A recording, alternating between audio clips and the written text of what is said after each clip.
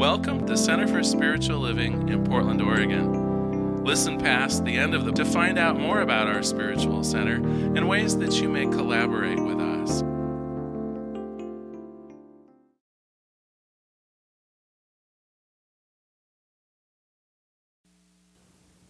Good morning, and welcome to the Portland Center for Spiritual Living. Wherever you are on your spiritual journey, you're most welcome here. All that we ask, it's something simple, that if you're up for changing your entire life, you have to be willing to change your mind. I'm Reverend Larry King. I'm the senior minister here at the center, and I do have a few announcements to get us started today. First of all, just to affirm some of the things we're doing during the pandemic to keep everyone still connected in and to make ourselves available even though most people are sequestering at home.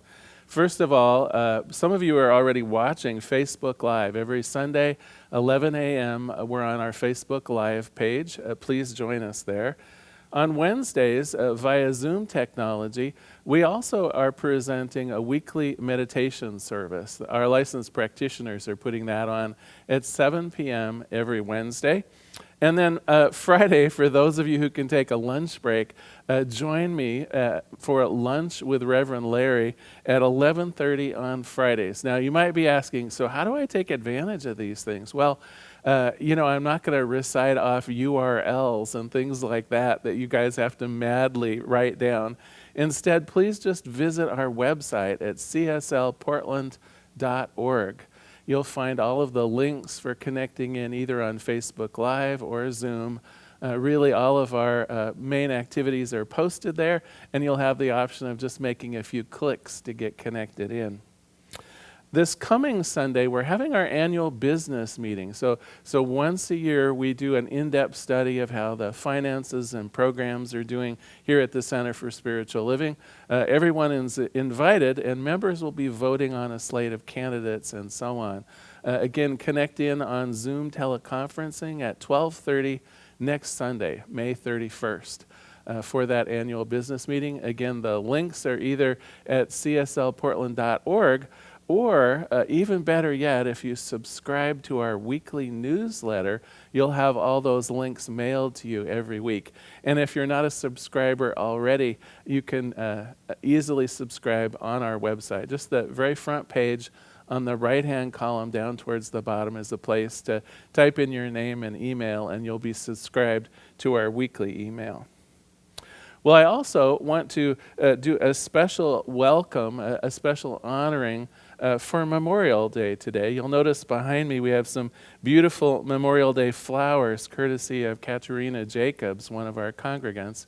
And it occurred to me there are probably a lot of young people out there that don't even know where this idea of Memorial Day comes from. And so I wanted to share that with you. Well, the first Memorial Day was observed by formerly enslaved African Americans at the Washington Race Course in Charleston, South Carolina. Now, the race course had been used as a temporary Confederate prison camp for captured Union soldiers. And it also was the site of a mass grave for people who died there. So immediately after the cessation of hostilities in 1865, the formerly enslaved people exhumed the bodies from the mass grave, reinterred them properly with individual graves, and the work was completed in only 10 days. And so on May 1st, 1865, the Charleston newspaper reported that over 10,000 people came to celebrate it, and to not necessarily celebrate the war or even the end of the war, but really to honor everyone who had given their lives to the conflict. And so they were really honoring both Union and Confederate soldiers. So many of the families had been torn apart by the war, and so this really was an effort at reunification, at bringing families and local citizens together. So they honored all the combatants of the Civil War, both Union and Confederate, all had fought bravely to serve what they believed to be right and true. So the following year, 1866, the date was changed to May 5th, and then to May 30th, the official date chosen nationally, because it was a date where no known conflicts had been fought. So they picked today, really a day of peace to honor Memorial Day. So today I honor all of our brave service people who have helped to defend this country throughout the ages, to defend our liberties and our way of life. Thank you so much for your service on this Memorial Day. Well, today we're going to be talking about learning and developing mental equivalence. And in fact, we're going to explore 3 different techniques for doing this. And I'd like to start right off with one, a contemplation. So similar to meditation, a contemplation asks you to focus on an issue or a topic and just allow spirit in combination with your own intuition to guide you into changing your thinking. I'll explain more later. Let's just dive in. So sit with your back straight and your feet flat on the floor. Perhaps elevate your head just slightly towards the sky or the ceiling. I invite you to close your eyes. Take a few centered and even breaths. We breathe in and we breathe out. We breathe in and we breathe out. Just feel more calm with each breath. We breathe in and we breathe out. Just continue breathing gently and deeply as you listen to my voice. We're going to start by relaxing. Starting with the top of your head, just notice your scalp muscles. Wiggle them a bit and feel your scalp move. And then relax these muscles so that your scalp feels loose. See if you can notice the difference.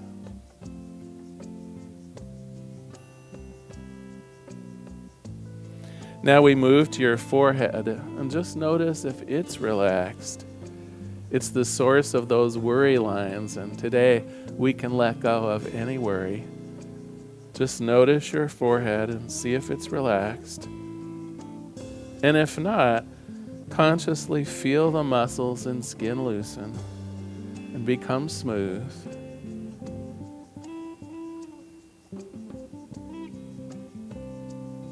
The same now for your jaw and neck. Allow any tension to be released. Sometimes we find ourselves clenching our jaw or having tension in our neck. Just allow that to be dispersed gently, evenly.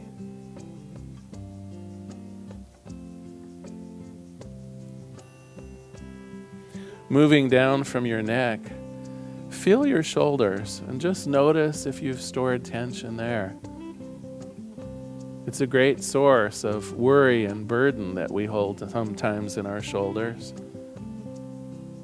Just notice if you've got them up around your ears and just gently drop them down, loosen them, allow them to relax.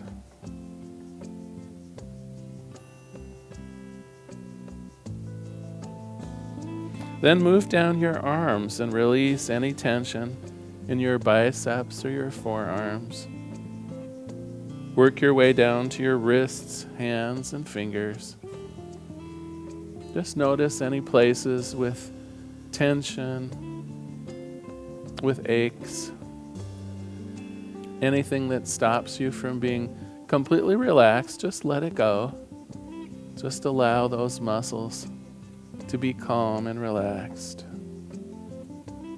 See if you can feel each muscle and then loosen it until both of your arms are completely relaxed and your hands are loose in your lap.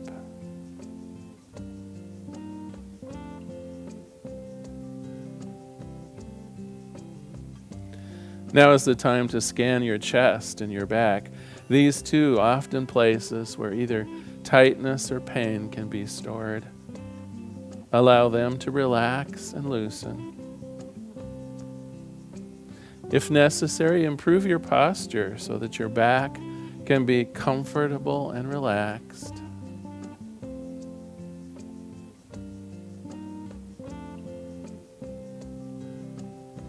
Work your way down past your stomach and hips. Again, notice if there's any tension, any pain or discomfort, and just relax into it. One by one, feel the muscles loosen with each breath. We breathe in and we breathe out.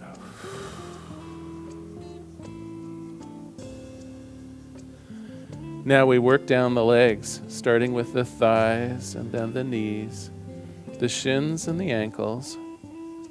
Allow each one to be noticed. Allow each one to be calmed, loosened. End with your feet and toes. Notice if your feet are relaxed.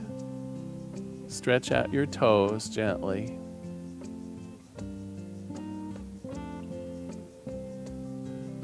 One more quick scan of your body to notice if there's still any tightness there. And just for a moment, focus in on that tightness or that tension.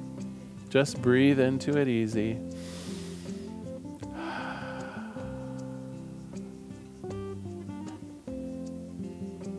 Your body should now be relaxed and at ease. Last week we worked on opening our hearts, and it is with the open heart that we can give and receive.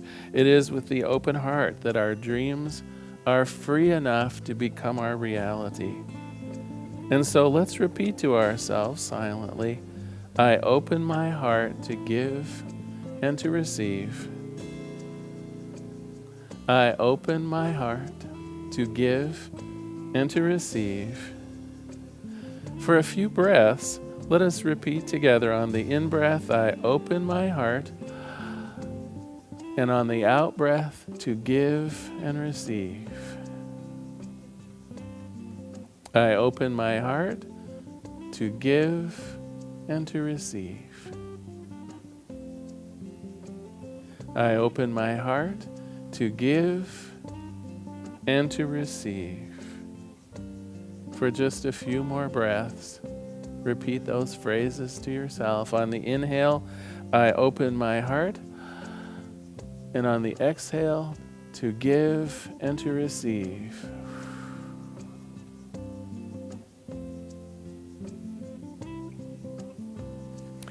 Now we're ready to start contemplating our success. Many of us may have goals in mind, but for now I'd like to concentrate on just one. You may wish to be successful in your career, at school, with your family, or to bring a new job or a new living condition. Whatever you like will be yours. But let's focus on one goal for success to begin with.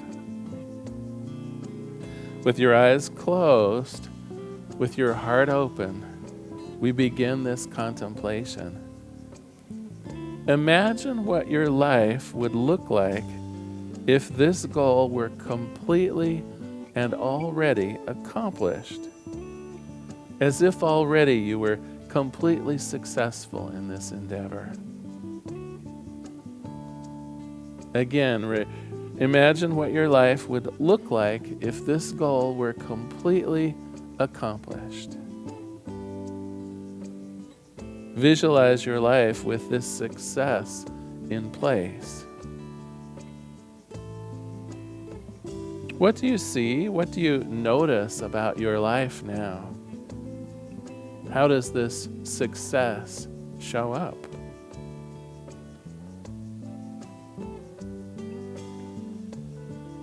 Where are you? What are you wearing? Who, if anything, is with you? What are the circumstances of this newfound, greatly blessed success?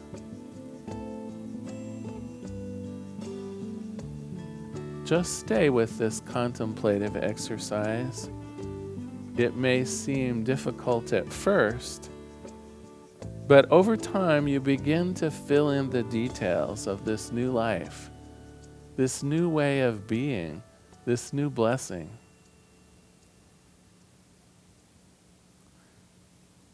Now, once you have a good idea of what success in this area looks like, let's add in some feelings. What does success feel like? Is it freedom? Is it contentment? Is it joyous?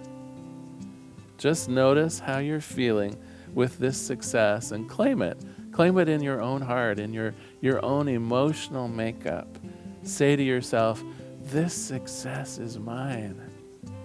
I love this feeling of success. This sense of all being right in the world. It is for me. This success is mine. I created this success. I'm part of this success. Just spend another few minutes sensing what success is in this area of your life, what it feels like, what it looks like. Add in as much detail as you can. This is my future self. This is who I'm becoming. This is my life in all of its glory and beauty, in all of the love and success that I desire. It is mine now. And it feels good.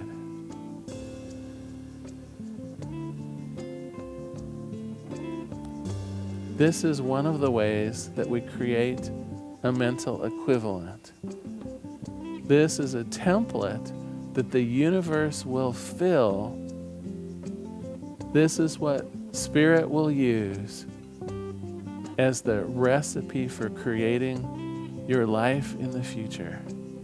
This richness, this picture of success,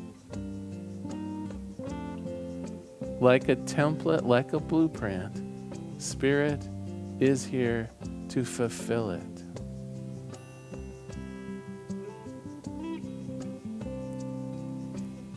I invite you now to gently return your awareness back to your body, back to the room you're sitting in, back to following your breath for just a moment. Feel yourself still relaxed and at peace, content with this new vision of the future. And when you're ready, you can open your eyes.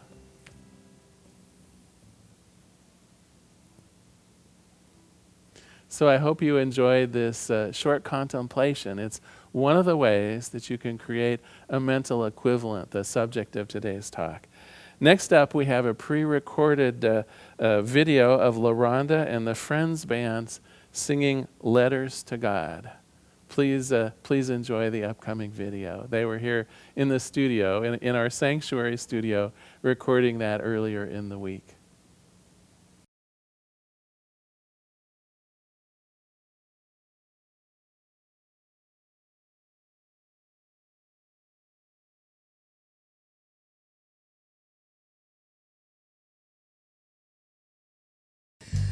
Good morning from the Portland Center for Spiritual Living. I am LaRonda Steele, and this morning I am with Mr. Ken Brewer on guitar and keyboards, Mr. Jim Solberg on bass, and Mr. Donnie Schultz on drums.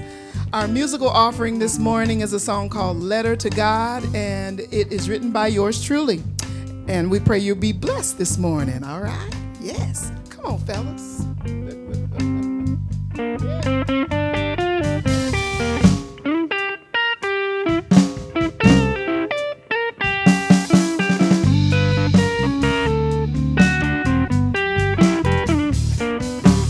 Listening to Spirit, and I'm setting my intentions. I'm writing my letter to God. Oh, I'm listening to Spirit, and I'm setting my intentions. I'm writing my letter to God. Yeah. I am listening to Spirit, and I'm setting my intentions. I'm writing my letter to God, oh, with a faith that won't waver. I'm putting pen to paper, and I'm writing my letter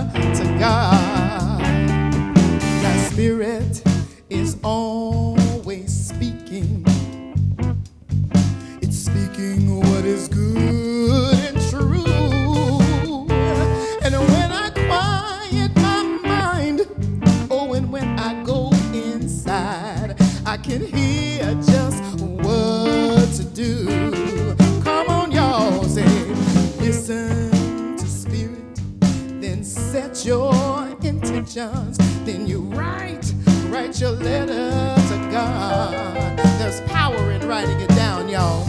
Listen to spirit, set your intentions, write your letter to God, yeah. Oh, listen to spirit, set your intentions, and write your letter to God, yes.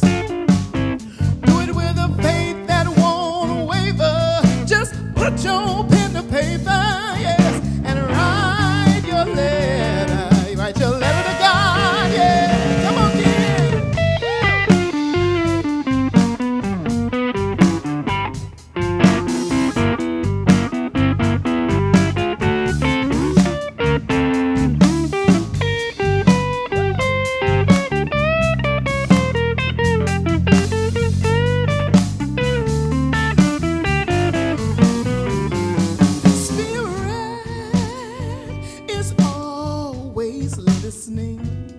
Let the desires of your heart ring true.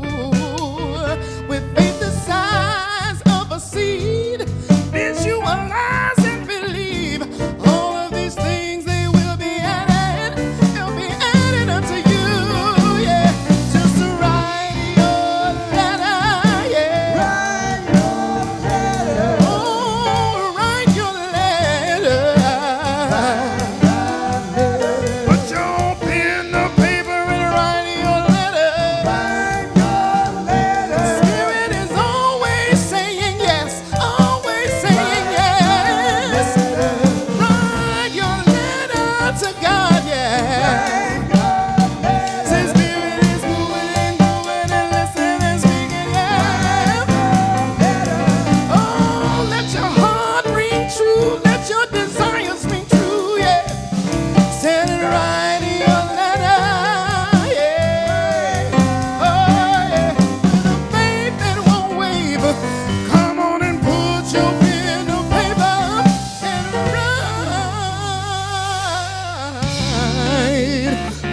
write your letter to God.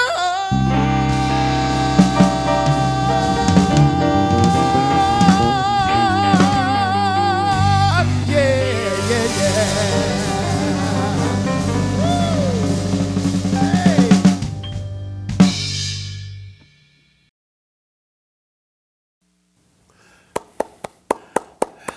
Hey. Well, it doesn't get much better than that, does it? I'm hoping in June we'll actually have LaRonda and the band back in the sanctuary with me. We're hoping that they'll loosen some of our restrictions on public assembly, at least enough to have live music again for our broadcasts. So again, thank you, LaRonda. Thank you, Friends Band. What a wonderful contribution to our Sunday. So this month, I'm bringing you the best in spiritual principles, the best authors, and the best techniques for bringing newfound success into your life. We started with Ernest Holmes and the law of cause and effect. Last week, we went with Prentice Mulford, one of the early creators of this idea that today we call the law of attraction. And today I'm going to use the author Emmett Fox to learn about the law of mental equivalence. The book I have here by Emmett Fox is a transcribed lecture that he gave at the Unity Organization in 1938. It's called The Mental Equivalent. And I wanted to give you just a little bit of background on Emmett Fox. Some of you who might be new to the teaching may not have heard that name before. And how would I say it best? He was a rock star. Back in the 20s and 30s, he commanded audiences of 5,000 and 6,000 people per Sunday. In fact, in 1938, they were working out of the New York Hippodrome, one of the largest theaters in New York City. And shortly after that, they outgrew that space and had to move to Carnegie Hall. Can you imagine going to church on Sunday in New York to Carnegie Hall? Well, Fox had some stunning contributions to the ideas in New Thought, but I think the most important one is this idea of the mental equivalent. Now you might ask, how is that different than what we've learned before? We've already learned that our thoughts become things. We've already learned about the law of cause and effect and how our mental thoughts, those causes, have a physical effect in the world. How is this idea of a mental equivalent different? Well, to begin with, I think Fox recognized that ideas are not isolated things, that our thoughts tend to go in the, how do you want to say it, themes or collections of thoughts? For an example, not very many of us have a single thought of like loss or lack, right? They usually go together in kind of a theme of our minds, and many of the ideas will be collected together. For instance, maybe we're having relationship troubles, and when we examine it further, we notice it's not just a single thought that my relationships don't always seem to work out, right? We combine a whole variety of thoughts, maybe that relationships are always difficult, maybe a belief that most relationships or most marriages are short-lived. Maybe we believe that communication with the people we love is difficult, or maybe we think that we always attract the wrong people into our lives, right?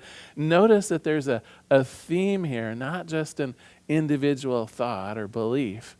And so the idea of a mental equivalent is really to address this entire theme, this entire way of thinking.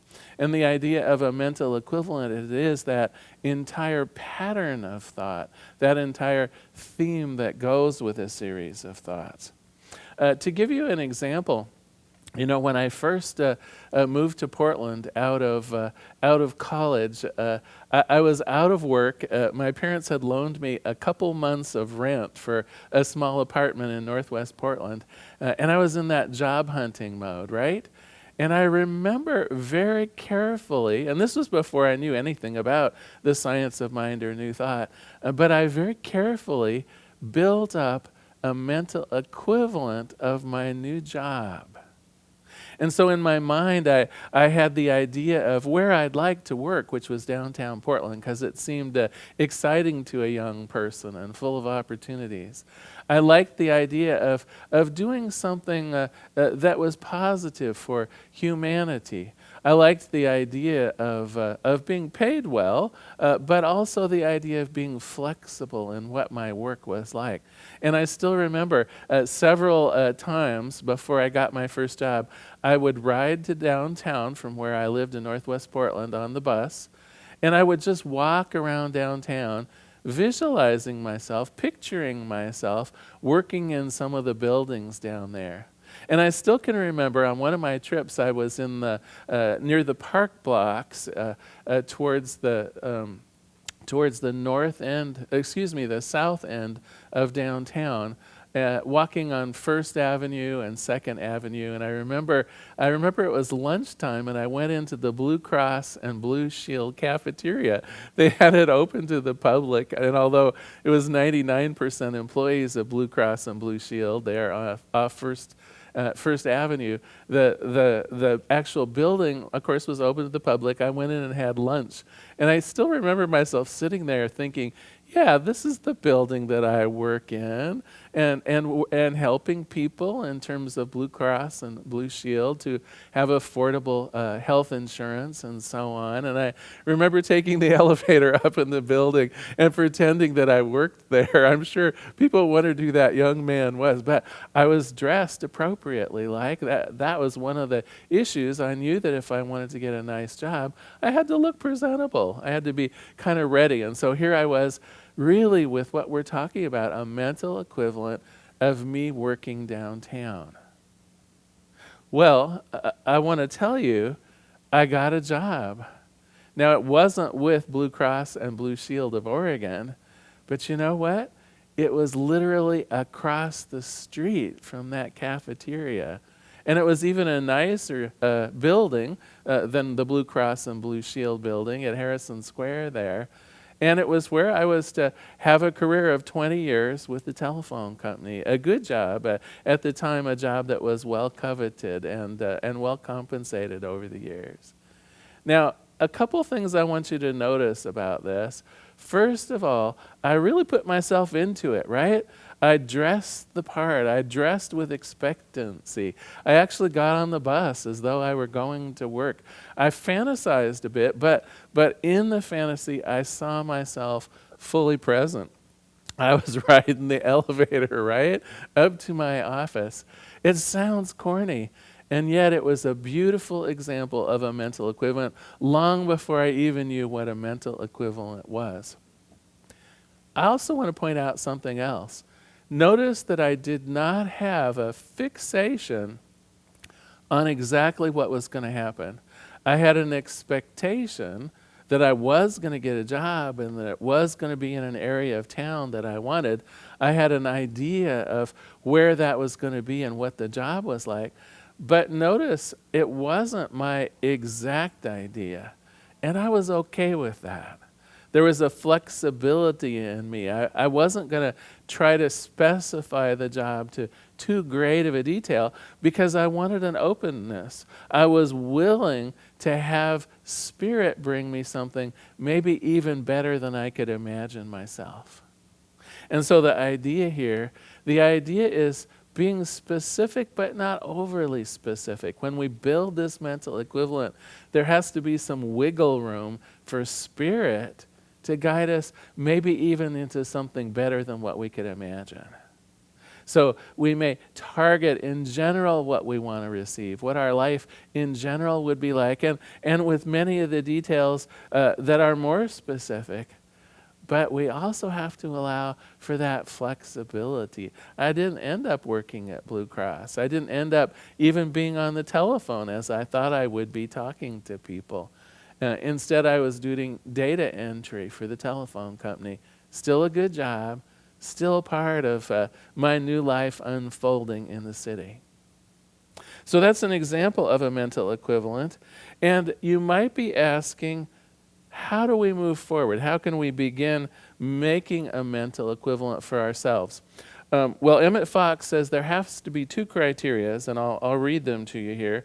First of all, a rich and personal set of ideas, images, thoughts about what we want. So that's the specificity around what we want, what we're going to accept in our lives. And it has to include both details, but also wiggle room, that wiggle room to allow God to bring us something even more fabulous. But the second piece of it, equally important, is a feeling of interest and acceptance. We have to put ourselves into that idea of the mental equivalent. We have to own it. We have to be part of it. We have to be interested in it. We have to be able to accept it into our lives. Even as I was walking around in downtown Portland, it felt right. It felt like I was a part of it. I was interested and accepting of what job would come my way.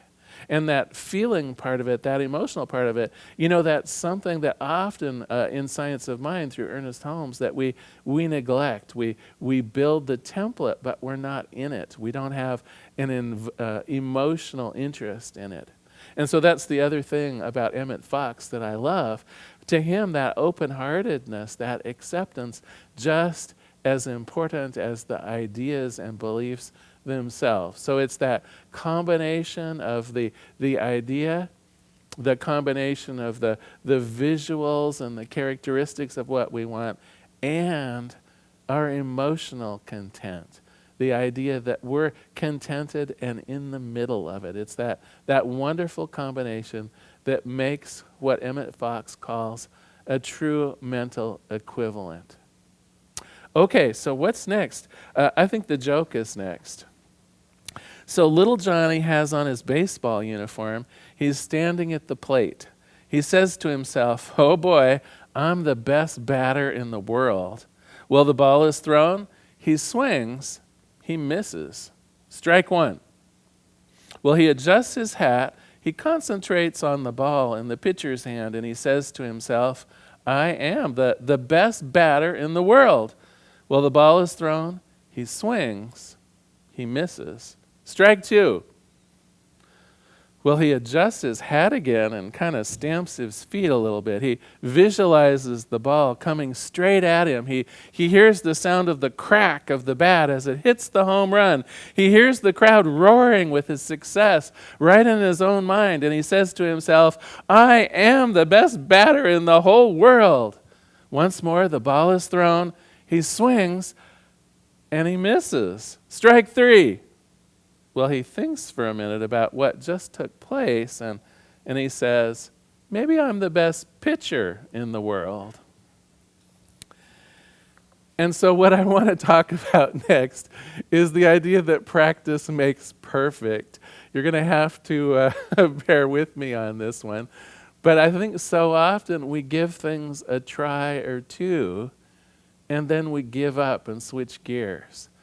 We take our one turn at bat and strike out, and we say, baseball's just not for me. Well, part of the issue with building a mental equivalent is that we have to stick with it. We have to practice it. Now, what we've just examined, a couple examples already today of building a mental equivalent. We did one in the contemplation that we did together. And then I also gave you an example of one, how I acted one out in the world. But you know what? It's not enough to just do it once. Our minds are kind of complicated things, and over the years we've built up a series of ideas and beliefs. We have our own mental equivalent of the way things are right now. We're always building mental equivalents. It's not that we just create a new one. It's more like we have to let go of the old one and build up a new one. And so this takes practice, and I want to lead you, of course, through a couple more practices that we might use. But I also want to encourage people to begin building a daily practice of some sort, whether it be prayer, whether it be a visualization, whether it be a contemplation, and we'll talk about a couple more here. In fact, if you're willing, I'd like to lead you into one more spiritual practice, actually two more spiritual practices before we close today. So let's talk about the idea of visioning, and I'll lead you in a short visioning. The idea of visioning is that we ask Spirit for the highest vision of our life. And so once again, to put that into perspective, if we have an area of life, an area in our life where we wish to see more success, more improvement, we focus in on that area and ask our higher wisdom self, ask Spirit, how we might enhance that. What would it be like? What would it feel like? What would I need to let go of? What would I need to embrace? And so if you're willing, I invite you just to close your eyes again like we did during the contemplation. Just rest easily. There's one power, one presence, one life, one Spirit, one goodness that is everything. Every good and successful outcome in the world encompassed within Spirit and accessible to us. Accessible to us because we are one with the divine. Accessible to us because we are intimately involved. Spirit talking to Spirit. And so we begin with our eyes gently closed, if you like, with the first visioning question. We ask, what is Spirit's highest vision for abundance in my life today? Let's focus for a moment on the idea of abundance and what that means to us. It's something that many of us would like to have greater success in. And so we ask again the first question, what is Spirit's highest vision for abundance in my life? We ask and we listen. We allow the thoughts, the ideas, the words, the symbols, the beliefs.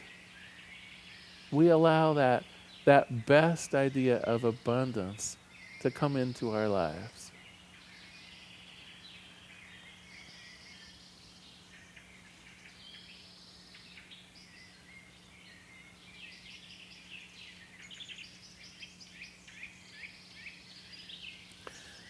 And next we ask, what does abundance look like and feel like to me? What does abundance look like and feel like in my life right now?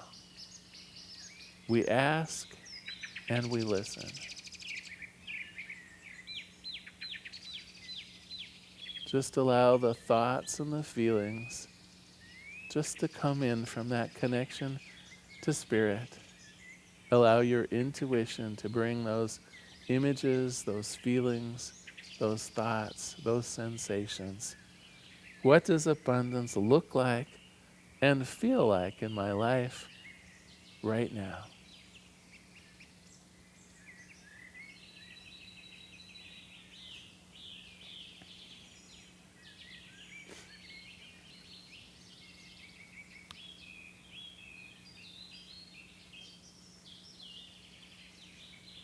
Next we ask, what must I release in order for more abundance to come to me? Are there old ways of being? Are there blocks and feelings of lack or limitation? What must I release in order for more abundance to simply be drawn to me? We ask and we listen, what must I release? Is it fear? Is it doubt? What must I release?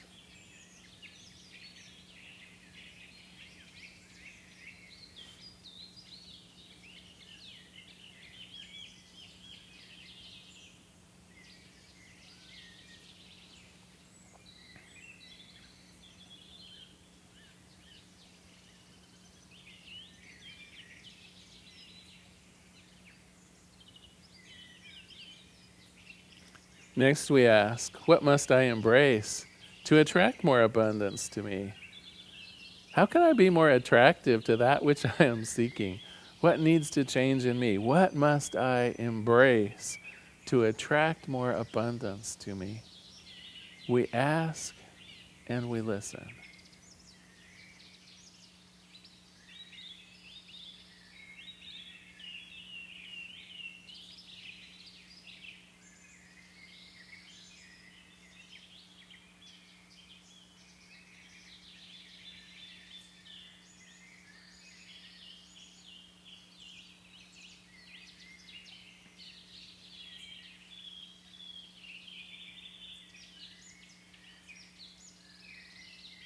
Our last question, what is the next step in bringing more abundance into my life? What I know is that every journey begins with a single step. And so we ask, what is that next step? What is that first step towards bringing more abundance into my life? We ask and we listen. We allow Spirit to bring us an idea, a thought, a message. What is the next step in bringing more abundance into my life?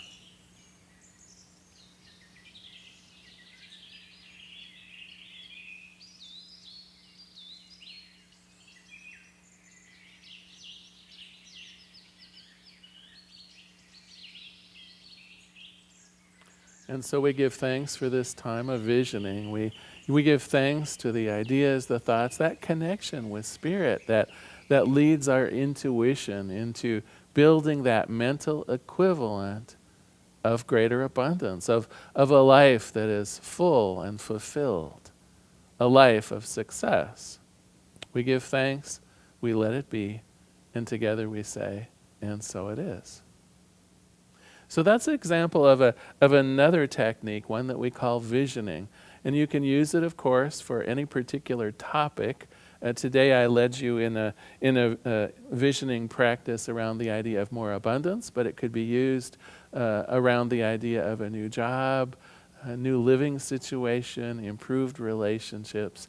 Really the key is that we're simply asking our higher wisdom self to help us build that mental equivalent of success in some area of our life.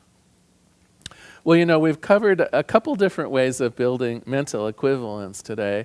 Some designed for people who can picture things easily in our mind, Another one for people who like to listen to someone's voice and create that. You'll notice in envisioning, although I didn't ask you to, you could have been taking notes. Some of us who are attracted to the idea of writing or journaling might have wanted to take some notes to help build up that mental equivalent.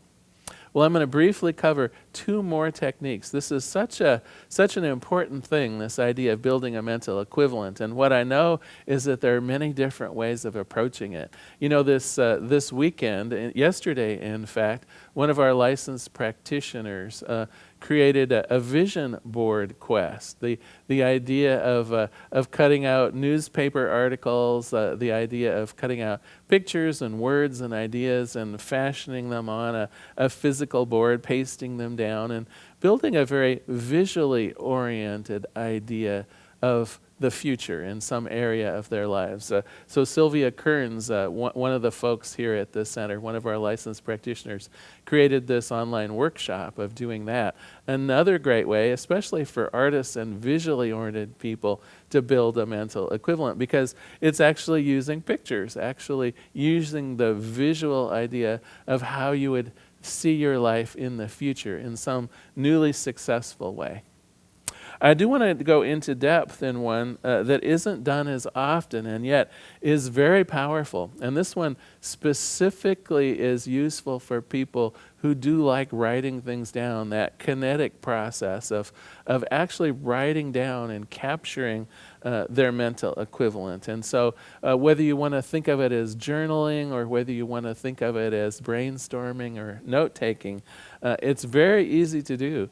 You simply sit down with a pad and pencil or pen and just ask yourself a few questions. And in fact, I don't even present them as questions, but more like fill in the blank.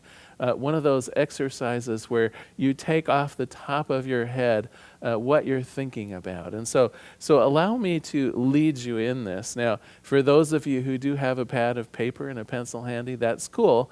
But otherwise, just observe how this works. So I'm going to give you a sentence stub, and your job would be to fill in just 4 or 5 answers around that sentence stub.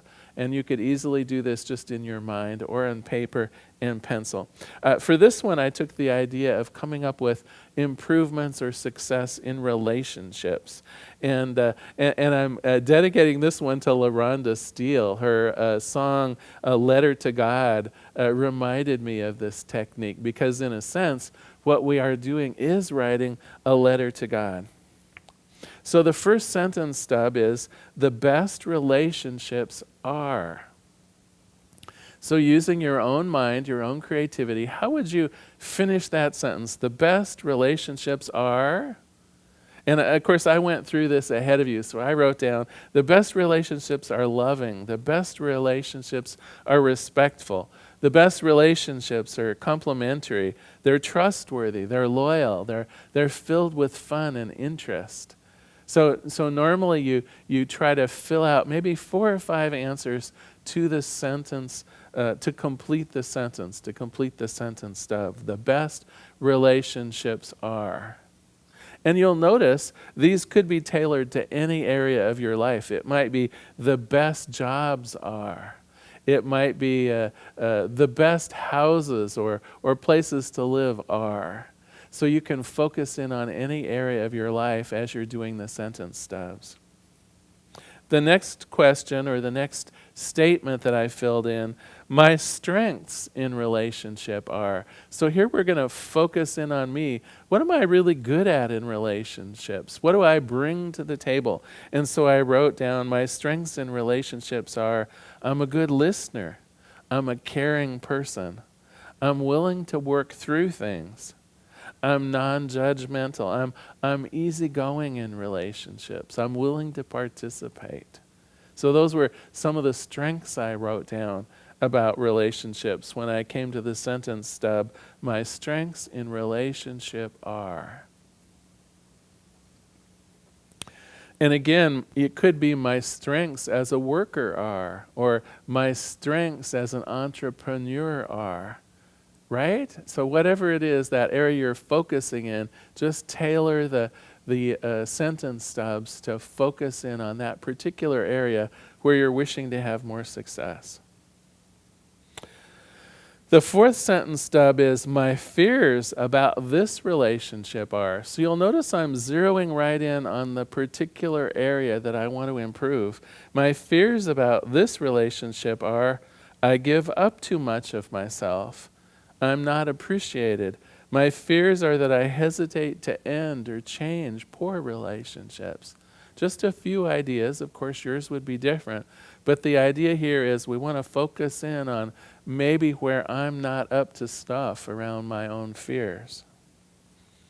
And then the last sentence stub that we build is, my desires for this relationship are. And again, you could customize that to my desires for this new job, my desires for going back to school, my desires for peace with my neighbor, whatever it is where you're wishing to see changes. So my desires for this relationship are more honest discussion, willingness to stand up for what I want and believe to be true, willingness to tackle difficult topics.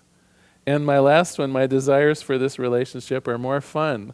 So again, paint that picture in your own mind of what it is you desire. So here was a journaling way of building up, once again, that idea of mental equivalence for ourselves.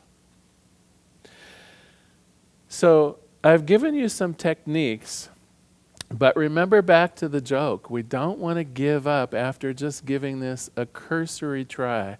We want to make sure that these new ideas, that this mental equivalent is in the forefront of our mind going forward. So my recommendation, and of course this is part of your homework for this week, is to build the creation and the maintenance of a mental equivalent into your daily life. Now I would recommend at least once a month completely going over your mental equivalent. What needs to be fine-tuned? What needs to be changed?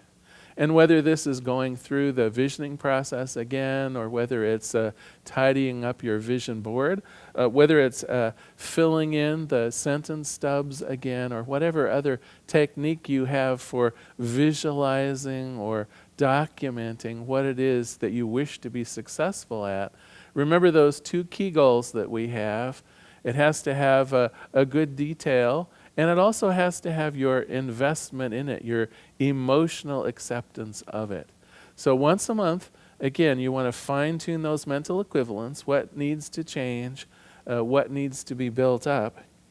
But then I would suggest on a daily basis, you want to remind yourself of that mental equivalent. So whether it's looking at your vision board, that visual reminder, whether it's looking over your written notes, whether it's writing some, perhaps some affirmations or reciting some affirmations that we learned about last week, you'll want to be keeping this vision, this idea, this mental equivalent in your mind at least once a day, some way of reviewing it. And so that is your homework. I invite you to use one of these techniques that we talked about. We've talked about the contemplation that we started the service out with. We've talked about the idea of doing visioning, of writing down sentence stubs. And then I even mentioned Sylvia's treasure mapping or storyboarding process of using magazine cuttings to build a vision board. Use one of those techniques to develop an initial mental equivalent in some area of your life.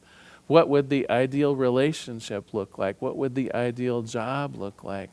What would the ideal new home environment look like? Or the best way of moving forward? What would that look like? And then I invite you on a daily basis to simply review it. Simply make it part of your life. So I want to close today with a final quote from the book here and, of course, the prayer.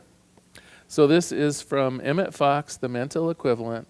He says, so the key to life is to build in the mental equivalence of what you want and to expunge the equivalence of what you do not want. How do you do it? You build in the mental equivalence by thinking quietly, constantly, and persistently of the kind of thing you want. And by thinking that has two qualities, both the clearness or the definite of that thought, but also the interest, the emotional impact.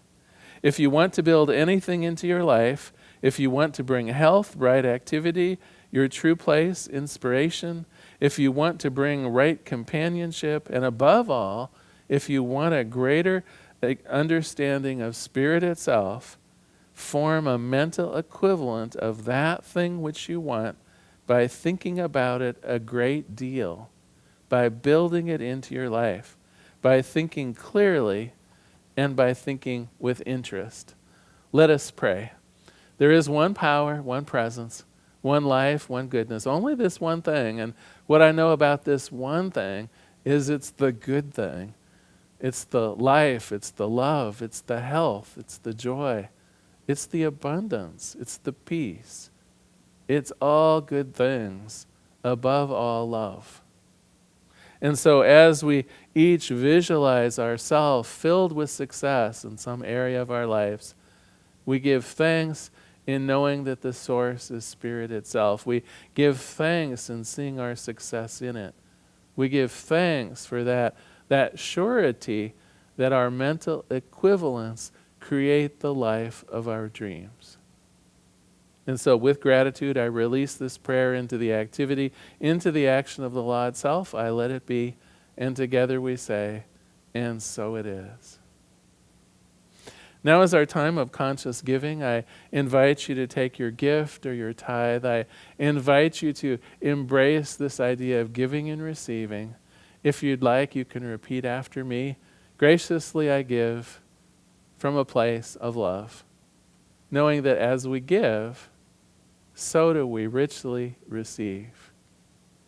For those of you at home, of course, you can log on to cslportland.org, and there's a donate button at the bottom of any of our pages there. Just click on the donate button, and we would be very happy to receive your donations. Thank you very much. We're closing today with a prayer. I'm honored that Simona Matucci, one of our licensed practitioners, took some time out of her schedule to create a closing prayer for us. Thank you so much for being here today. Bless you all. Love to everyone. And enjoy this message from Simona Matucci. Take care and bye.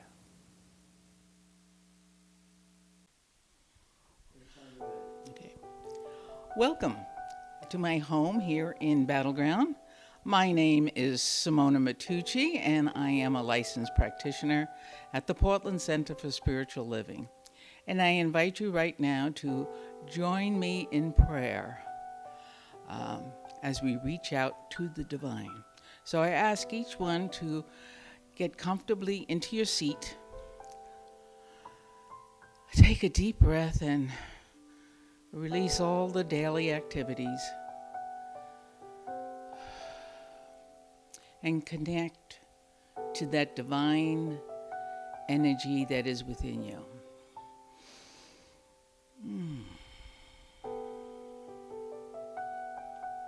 There is but one life. It is an enormous cosmic life. One mind, one entity. It is the Alpha and the Omega of all that is. And it has always been and will always be.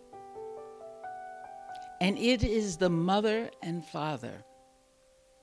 The mother of unconditional love. The mother of caring and nurturing. The mother of love itself. The essence of love. And it is the Father. It is the protector and the guider. It is the one who provides abundantly for all that we have and all that we want. And it is the Spirit. It is the Spirit which reaches out and envelops us and holds us and hugs us with Mother and Father. It is this divine energy. It is this one energy, this one mind. And it is a creative force that is responsible for everything and everyone in this vast cosmos. All the galaxies, all the stars, all the suns, all the moons, all the planets, everything that we can possibly imagine, it is the creator of. And the beautiful thing is that I am a perfect divine expression of this divine energy. I have its abilities. I am actually a child of it. And if this is true for me, it's true for everyone. We all have this ability. We are all children of the divine, and we have inherited its creative power. So our mind, our creative mind that creates mental equivalence, creates our lives.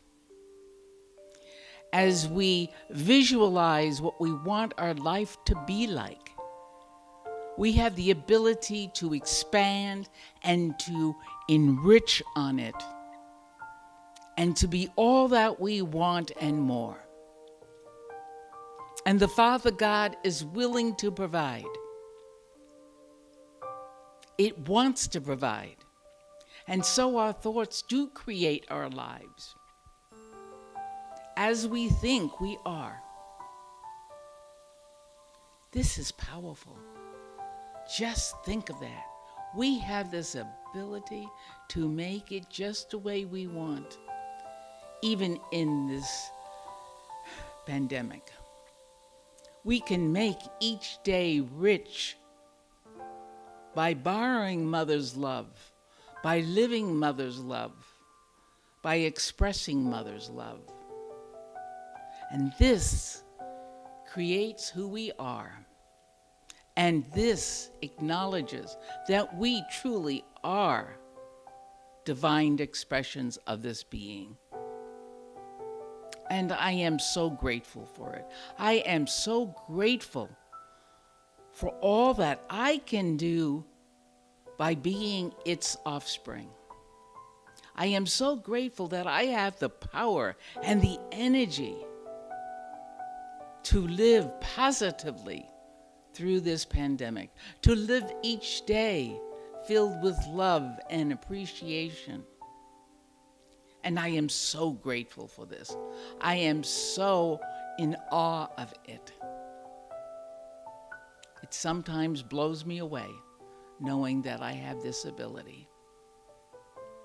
And I just love it. I love this teaching. I love this energy. I love this wisdom and this knowledge. And I give thanks for it. And I take my word and I give it to the law that has to always say yes. It is the Father who can't say no. It is the Father who provides. And I release it knowing that it is done. And together we say, and so it is.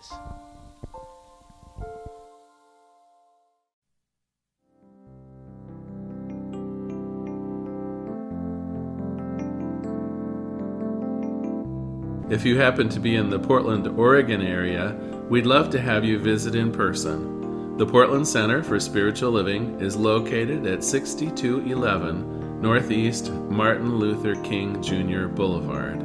We have inspirational services at 9 a.m. and 11 a.m. every Sunday. We also have many programs, classes, and workshops developed just for our online audience. To find out more, go to our website at cslportland.org and look under the Online tab. We have a variety of content dedicated specifically for our online listeners. Our mission is to open hearts, ignite minds, and make a difference. If you'd like to support our center, you can donate online at cslportland.org/donate. Our website is also the place to learn more about what's going on at the center or to contact us. Allow us to become part of your extended spiritual community. Wherever you are on your spiritual journey, you are most welcome at the Center for Spiritual Living.